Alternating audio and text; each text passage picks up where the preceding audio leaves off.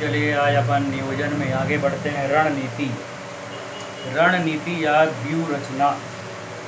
रणनीति या व्यूह रचना का मतलब क्या होता है? ऐसा नियम बनाना किसी भी कार्य को करने से पहले कि हमको कहीं भी असफलता ना हो। युद्ध में जाने से पहले सैनिक जो एक रणनीति बना लेते हैं, उनका जो सेनापति होता है वो एक रणनीति बना लेता है कि कौन आगे से, कौन पीछे से, कौन दाएं से, कौन बाएं से हमला करेगा, किस प्रकार से हमको अपने शत्रु को घेरना है, इसके बारे में रणनीति बन जाती है। और इस प्रकार से जब रणनीति बनाकर हम युद्ध क्षेत्र में जाते हैं तो हमको वहाँ पर सफलता मिलती है। लेकिन अगर बिना रणनीति बनाए जब शत्रु के दल में अगर हम घुस जाते हैं तो हमको वहाँ पे हार का सामना करना पड़ता है। ठीक उसी प्रकार से कंपनी का प्रबंधक भी एक व्यूह रचना बनाता है किस प्रकार से हमको वस्तु का निर्माण करना है। तो यहाँ क्या व्यूह रचना होगा, तो कहाँ से सामग्री खरीदना है, पूरा टटोल कर जो हम इसको कम से कम मूल्य पर कच्ची सामग्री देगा वहाँ से हम माल खरीदेंगे। कहाँ से पूंजी की व्यवस्था करना है, तो उसने वहाँ पे एक चक्र बना लिया कि मुझे यहाँ से पूंजी की व्यवस्था हो जाएगी, कभी भी मेरे पास पूंजी की कमी नहीं होगी। कितने कर्मचारी की आवश्यकता होगी, पहले से ही कर्मचारी की व्यवस्था कर लेगा, मशीन की व्यवस्था कर लेगा, कौन उस मशीन को ऑपरेट करेगा इसकी व्यवस्था कर लेगा, और फिर जब कार्य सौंपता है पूरी तैयारी करके तो उसको वहाँ पे सफलता की प्राप्ति होती है। कुल मिला के चक्रव्यूह मतलब रणनीति तैयार करना, किसी प्रकार से भी हमको वहाँ पे हानि का सामना ना करना पड़े। इसको क्या बोलते हैं? रणनीति या व्यूह रचना, या इसी प्रकार से चक्रव्यूह भी बोलते हैं अपन। तो उत्पादन करने से पहले कंपनी के प्रबंधक के द्वारा जो एक नियम बनाया जाता है ताकि कहीं भी हमको किसी प्रकार से भी हानि का सामना ना करना पड़े, उस नियम को ही रणनीति या चक्रव्यूह कहते हैं। इस नियम रणनीति या चक्रव्यूह की विशेषता क्या होती है, तो देखते हैं यहाँ पर। यह योजना को मूर्त रूप देने से पहले तैयार किया जाता है। किसी भी काम को करने से पहले जो है रणनीति तैयार की जाती है।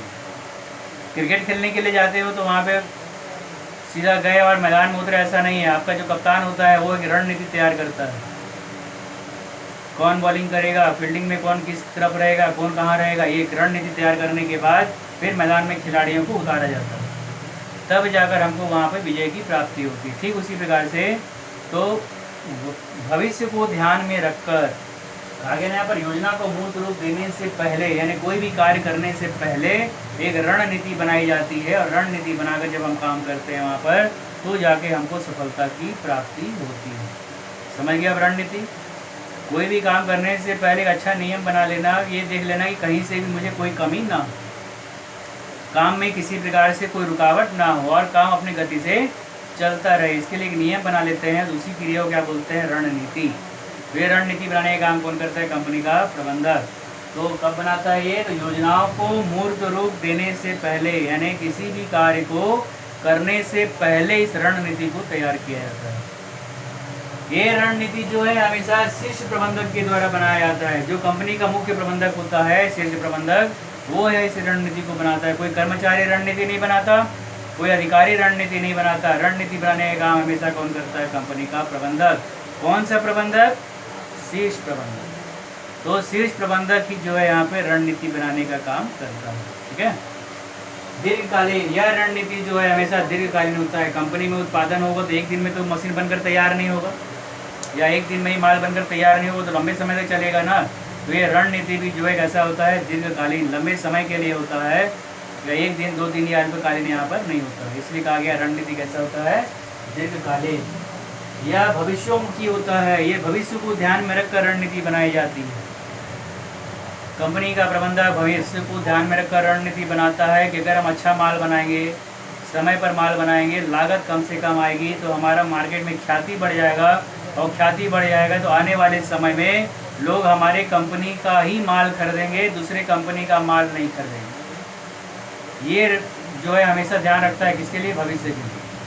और इस प्रकार से भविष्य को ध्यान में रखकर रणनीति बनाया गया तो आने वाले समय में हम हमेशा आगे रहेंगे, हमारा माल अधिक मात्रा में बिकेगा, हम ही को लाभ की प्राप्ति होगी, और हमारे व्यापार में किसी प्रकार से कोई भी कमी वहाँ पर नहीं आएगी। इसलिए कहा जाता है यहाँ पर ये जो है भविष्यमुखी होता है, यानी भविष्य को ध्यान में रखकर ही रणनीति बनाई जाती है। तुम लोग यहाँ जो काम कर रहे हो, प्रैक्टिकल पढ़ रहे हो, ये वर्तमान में मेहनत जो कर रहे हो तो काहे के लिए कर रहे हो? भविष्य के लिए। या आज अगर हम यहाँ पर इस प्रकार से नियम बनाकर कार्य कर लेते हैं तो आने वाला समय, आने वाला भविष्य हमारा उज्जवल हो जाएगा और हमको भटकने की जरूरत नहीं होगी। तो ये है रणनीति। ये हमेशा किसके लिए होता है? ये भविष्य के लिए होता है। भविष्य को ध्यान में रख कर ही हर कोई व्यक्ति अपने जीवन में एक रणनीति बनाता है और अपने कार्य को आगे की ओर बढ़ाते रहता है। आई बात में रणनीति के आवश्यक तत्व में देखते हैं अपन, यानी रणनीति में किन किन बातों पर विशेष ध्यान दिया जाता है। तो कहा गया रणनीति के लिए सबसे पहले संगठन की नीति एवं लक्ष्यों के अनुरूप होनी चाहिए। रणनीति जो भी हम बनाते हैं संगठन के द्वारा जो नियम का पालन किया जा रहा है और संस्था के द्वारा जो लक्ष्य का निर्धारण किया जा रहा है उसके अनुरूप ही होनी चाहिए। जितना उत्पादन करना है, कितने कर्मचारी हैं हमारे पास और हमारी संस्था का लक्ष्य क्या है, उस लक्ष्य को ध्यान में रख कर ही रणनीति बनाना चाहिए। कौन बनाएगा? कंपनी का प्रबंधक। फिर कहा जाता है यहाँ पर संगठन की दुर्बलता एवं क्षमता का भी ध्यान रखना चाहिए। रणनीति बनाते समय संगठन की दुर्बलता यानी कहाँ कहाँ संगठन में कमी हो सकता है और वहाँ पे काम करने वाले कर्मचारियों की क्षमता क्या हो सकती है, इस बात का भी विशेष ध्यान देना चाहिए। अब कंपनी का प्रबंधक ये सोच लिया कि हमको अधिक से अधिक मात्रा में उत्पादन कराना है और बोलेगा कर्मचारी 12 घंटे काम करे, तो ज़िंदगी में कभी भी संभव नहीं है। कोई भी कर्मचारी यहाँ पे 12 घंटे काम करने के लिए तैयार नहीं होगा। नियम है 8 घंटे काम करवाना है तो 8 घंटे के लिए ही आपको रणनीति बनाना है और 8 घंटे में ही उत्पादन लेना है। किससे? वहाँ पे काम करने वाले कर्मचारियों से। तो क्योंकि यहाँ पे उसकी कमी है, दुर्बलता है, कर्मचारी 8 घंटे से ज़्यादा काम कर ही नहीं सकता है। और अगर मान लो उसे आप कराना चाहते हो 8 घंटे से ज़्यादा काम, तो उसको साथ में ओवर टाइम भी देना पड़ेगा, तब उसका मनोबल बढ़ेगा और उस रणनीति के लिए वो अपना पूरा जी जान से काम करेगा। आई बसल में तो कहा गया यहाँ पर रणनीति बनाते समय संगठन की दुर्बलता एवं उसकी क्षमता का बराबर ध्यान रखेगा। कौन? कंपनी का प्रबंधक। ना तो एकदम कार्य का बोझ बना देगा, ना एकदम से काम कम कर देगा। इतना काम देगा कि जो आसानी से वो अपने नियमानुसार 8 घंटे में उस काम को आसानी से कर सके। इस प्रकार से रणनीति बनाकर उनको आदेश जारी करेगा, तब जाकर कर्मचारी समय पर उस कार्य को पूरा करेंगे। ठीक है। फिर इसी में आपका रणनीति जो है व्यवहारिक होना चाहिए। रणनीति कैसा होगा? यहाँ पर व्यवहारिक। रणनीति में व्यवहारिक शब्द होगा, मतलब योजना बना लिया कैसे काम करना है, तो कर्मचारियों से उस रणनीति के अंतर्गत अच्छे से व्यवहार करना है। ये नहीं कि मालिक और नौकर वाला भेदभाव करना है, तो व्यवहारिकता खत्म हो जाएगी। व्यवहारिकता खत्म हो जाएगी तो आपकी रणनीति धरे के धरे रह जाएगी और किसी प्रकार से भी आपको उत्पादन की प्राप्ति नहीं होगी। कितना भी नियम बना लो, कितना भी रणनीति कर लो, लेकिन अगर वहाँ व्यवहारिकता नहीं है, कर्मचारियों के साथ अगर आपका अच्छा संबंध नहीं है, तो बिल्कुल भी आपको कभी भी जिंदगी में सफलता की प्राप्ति नहीं होगी। तो ये कहा जाता है यहाँ पर कि रणनीति जो है कैसा होना चाहिए? व्यवहारिक होना चाहिए। रणनीति बनाने के साथ साथ कर्मचारियों से मानवीय व्यवहार करना चाहिए, उसके सुख दुख में शामिल होना चाहिए, है ना। अच्छा कार्य करने पर शाबाशी देना चाहिए, रफ टफ शब्दों का प्रयोग नहीं करना चाहिए। जब इस प्रकार की भावना रहेगा प्रबंधक में, तो रणनीति हमारा वहाँ पर सफल हो जाएगा, अन्यथा कभी भी सफल नहीं होगा। ठीक है। इसलिए कहा जाता है यहाँ पर रणनीति कैसा होना चाहिए? व्यवहारिक होना चाहिए। संगठन की नैतिक और सामाजिक जवाबदारी पूरी करने योग्य होना चाहिए। रणनीति ऐसा होना चाहिए कि संगठन यानी कर्मचारी का समूह और सामाजिक यानी समाज में रहने वाले उपभोक्ता, इनकी आवश्यकता की पूर्ति हो सके। रणनीति बना के हम लाभ कमा लिए, लाभ कमा के अपने तिजोरी में भर लिए, कर्मचारी का कोई विकास नहीं हुआ, तो ये रणनीति किसी काम की नहीं।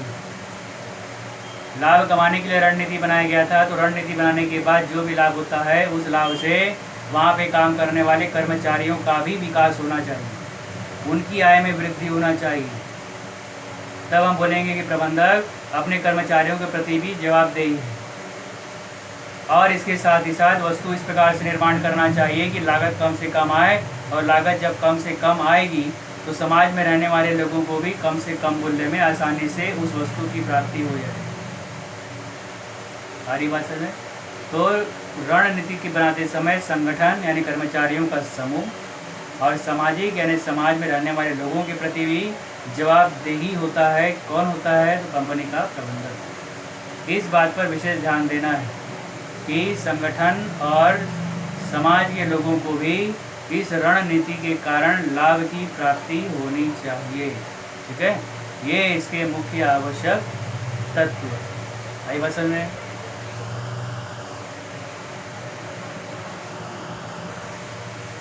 चलिए आगे देखते हैं अपन इसी में नीतियाँ। नीति यानी नियम। नीतियाँ, नीति का मतलब होता है नियम। नियम होता क्या है? तो नीतियों का निर्धारण नियोजन का एक महत्वपूर्ण अंग है। नियोजन करते समय सर्वप्रथम नीतियों का निर्माण किया जाता है, नियम बनाया जाता है कि हमें किस प्रकार से वस्तु का निर्माण करना है। व्यावसायिक उपक्रम के कार्यों और निर्णयों के लिए मार्गदर्शन देती है नीतियाँ। व्यावसायिक उपक्रम के लिए उत्पादन करने के लिए मार्गदर्शन देने का काम कौन करता है? यहाँ पर नीति। तो नीति मतलब क्या होता है? नियम।